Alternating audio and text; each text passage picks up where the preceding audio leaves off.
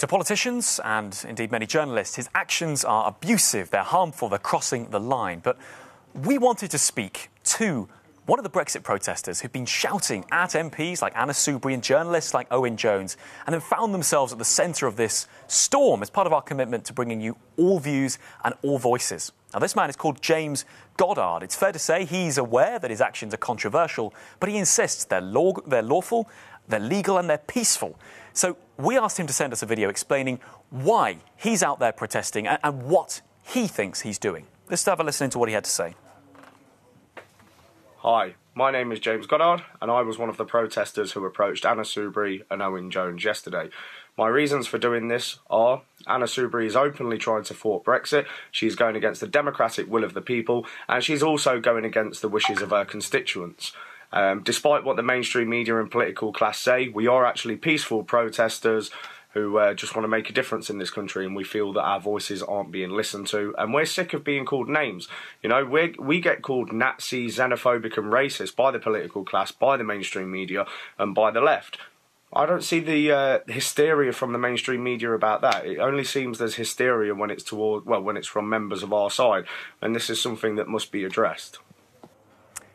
Our side. Now, that is the interesting phrase there, because there are many voices in this, and there are many Brexiteers as well who completely disown the actions of James and what he's doing. One of them is Tom Slater. He's a journalist, and he wrote to say that while he completely disavows what is going on here, he distances himself from James and his actions, he still says, though, people have taken this too far. They've lost their sense of perspective.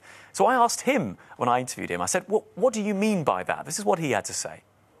I think they've lost their perspective because what we were really talking about was a very, very small, very unrepresentative group of protesters, some of whom it's alleged have links to the hard right, who are going around Westminster effectively jeering at a few journalists and politicians. The way in which it's being talked about, you would think that they were issuing threats, that they were launching physical attacks. Now, none of this is to say that any of this behaviour is something that should be encouraged, should be engaged with. But the outside reaction to it, the suggestion that the police should be more called in for, as I say, what was really, at the end of the day, just a few pillocks, you know, making remarks, crass remarks at MPs, to me is a bit of an outside reaction.